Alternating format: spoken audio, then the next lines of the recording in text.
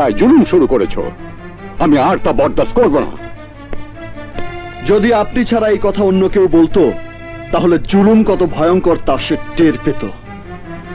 সেরকম কিছু আমাকে করতে বাধ্য না করে বলুন, আমার অনুমতি ছাড়া নীলিমা কোথায় গেছে বলুন।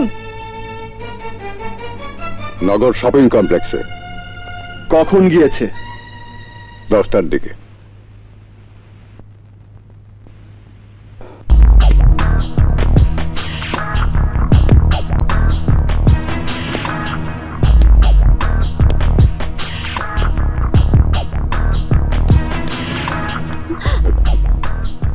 তুমি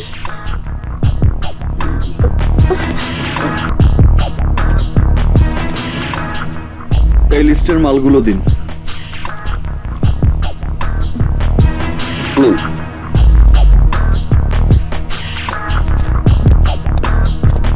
আসসালামু আলাইকুম। নিন।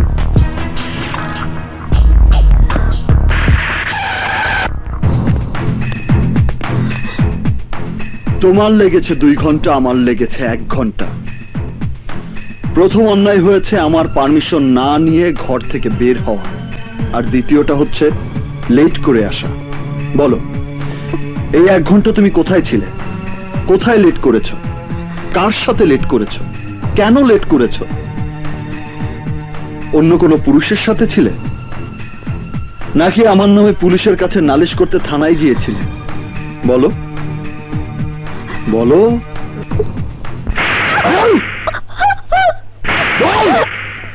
বল কোথায় ছিলি, বল কোথায় ছিলি?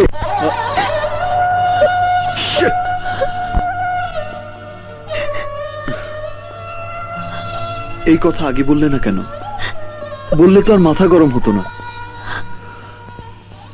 তোমাকে এক নজর দেখে চলে যেতাম। এই বুক সেই সুখ নিয়ে শান্তিতে থাকতো, শান্তিতে থাকতো। আজ থেকে এরকম ভুল আর করো না লক্ষ্মীটি।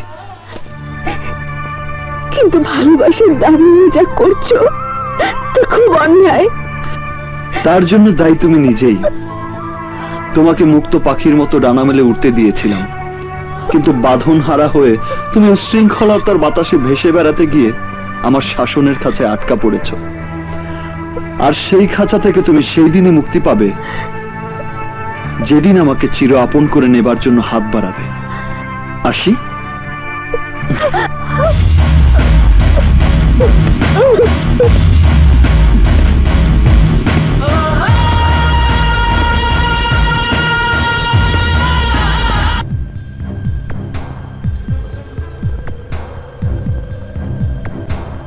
আজ এই মুহূর্ত থেকে আমার রুটিন মাফিক তোমাকে চলতে হবে।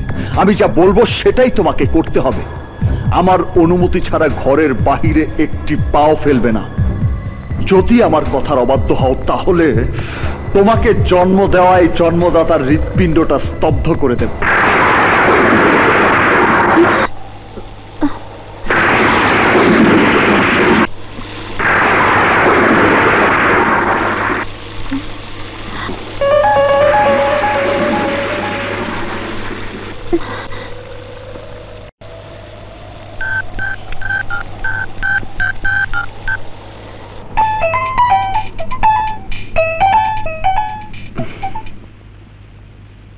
হ্যালো।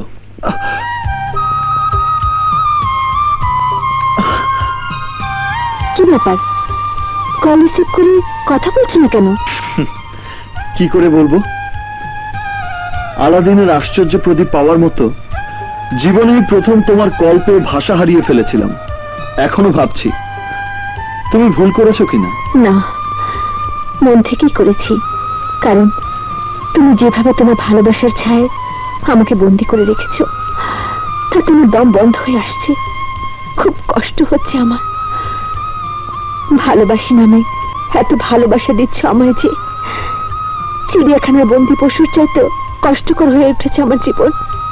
প্লিজ প্লিজ এই জীবন থেকে আমাকে মুক্তি দাও। দেব নীলিমা, দেব। তুমি যদি রাজি থাকো তাহলে আমি মুক্ত পাখির মতো তোমাকে নিয়ে আকাশে উড়াল দেব। যেখানে তোমার যেতে মন চায় সেখানেই নিয়ে যাব। সারাদিন আনন্দে ঘুরে বেড়াবো। বলো রাজি? হ্যাঁ রাজি।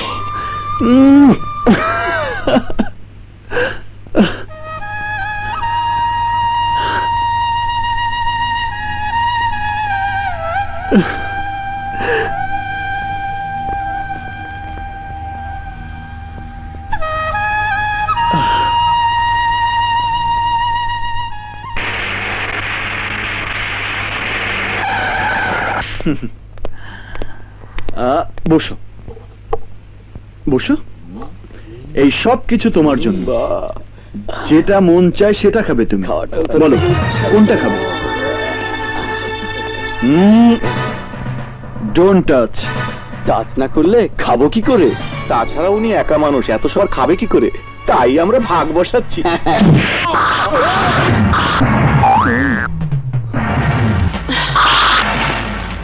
ওকে মেরে ফেল।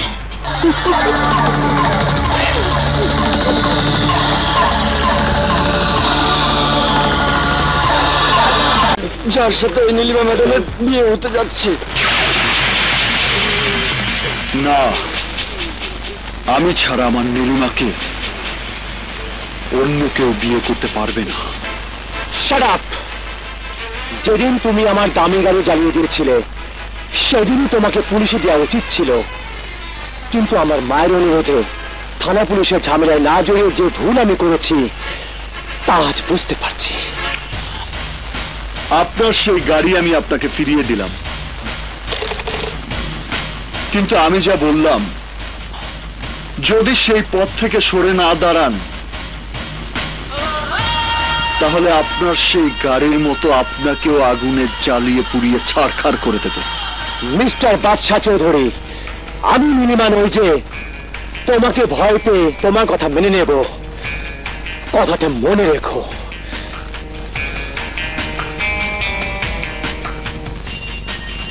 না দান।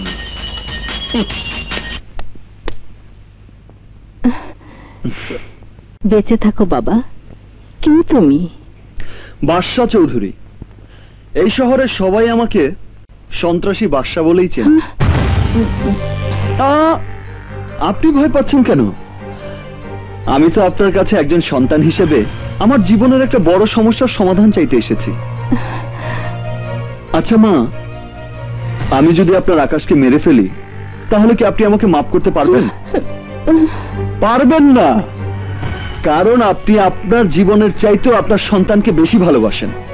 ঠিক তেমনি আপনার ছেলে যাকে বিয়ে করতে যাচ্ছে সেই নীলিমাকে আমিও আমার জীবনের চাইতে বেশি ভালোবাসি। এবার বলুন মা, আমার জায়গায় যদি আপনি হতেন তাহলে কি করতেন? তাই আপনার কাছে আমি আমার ভালোবাসাকে ভিক্ষে চেয়ে বলছি, আপনার ছেলেকে বোঝান ও যেন নীলিমাকে বিয়ে না করে। আপনার ছেলে যদি আপনার কথা না শোনে তাহলে আপনারই চোখের সামনে ওকে কেটে পিস পিস করে ফেলবে। আসিমা, আসসালামু আলাইকুম। আপনি কি বলছেন মা? যা সত্য তাই বলছি। আমি চাই না তোমাকে আমার আকাশের বউ করে ঘরে তুলতে গিয়ে সেই ঘরে আমার আকাশ লাশ হয়ে ফিরুক। না, হ্যাঁ, আকাশ বিয়ের কার্ড পছন্দ করার জন্য তোমার কাছে আসার কথা, আর আসা মাত্রই তুমি বিয়ে ভেঙে দেওয়ার কথা বলবে। কিন্তু একদিন আপনি নিজেই আমার নীলিমাকে আপনার আকাশের বউ করার জন্য আমার কাছ থেকে কথা নিয়েছিলেন। সেদিন আমি তাকে কেটে টুকরো টুকরো করে ফেলবে। প্লিজ আপনার আমার আকাশকে রক্ষা করুন। তুমি কি বলছো মা? কোনো পাগল প্রেমী যদি নীলিমাকে একতরফা ভালোবেসে থাকে তাহলে তো নীলিমার করার কি আছে? ওই সন্ত্রাসী তোমাকে হুমকি দিয়েছে, হ্যাঁ তাতেই তুমি? মা, কারো কোনো হুমকিতে আমরা আমাদের জীবনের আশা আকাঙ্ক্ষার পথ থেকে সরে দাঁড়াবো না মা, আমি তা হতে দেব না। তুমি কি ভাবছো ওই সন্ত্রাসী আমাকে মেরে ফেলবে? আরে তোমার ছেলে চৌধুরী বিজনেস গ্রুপের মালিক। আইন প্রশাসন থেকে শুরু করে সবখানে আমার হাত রয়েছে, তাই আমার গায়ে একটা আঁচড় দেওয়ার সাহস আজ পর্যন্ত হয়নি, হবেও না। তুমি নির্ভয়ে বিয়ের আয়োজন করো মা।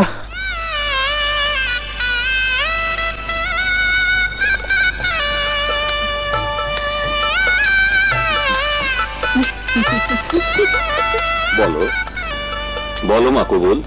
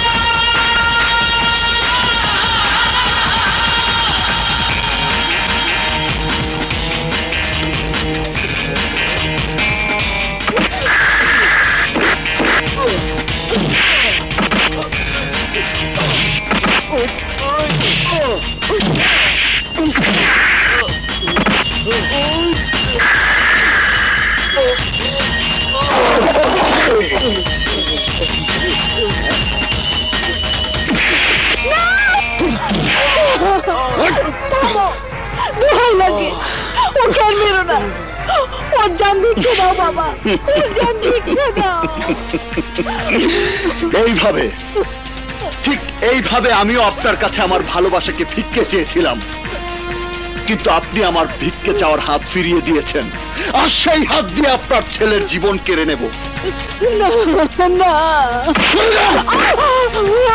ওঠ! ওঠ! আমাকে তুই পরোয়া করিস না।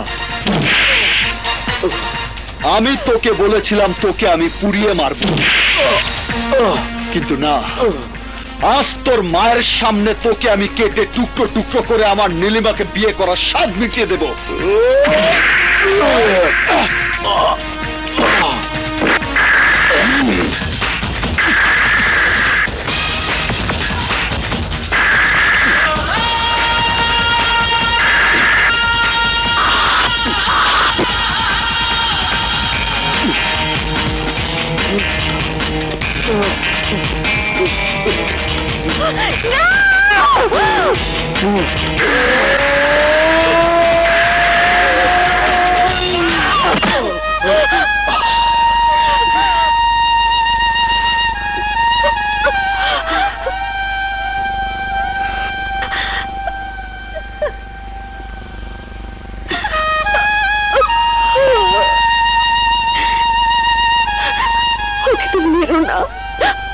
আমি জীবন ভিক্ষা চেয়েছি, দয়া করে ওর জীবন ভিক্ষা দাও প্লিজ,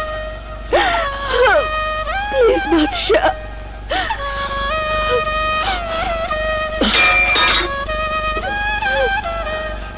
12টি বছর যে তোমাকে ভালোবেসেছে তার জীবন তুমি কেড়ে নিতে চেয়েছো, অথচ 12 দিনের পরিচয় যার সাথে, তার জীবন বাঁচাতে আমার কাছে হাত জোড় করে ভিক্ষে চাইছো। দিলাম দিলাম যে আমাকে ভালোবাসা দিয়ে বুকে বুকে জড়িয়ে ধরেছিল, সেই হাত তোর জান ভিক্ষা চেয়েছে বলে তোকে আজ বাঁচিয়ে রাখলাম।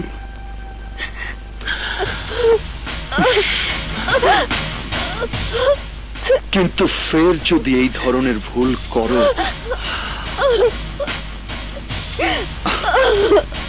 ক্ষমা করব না।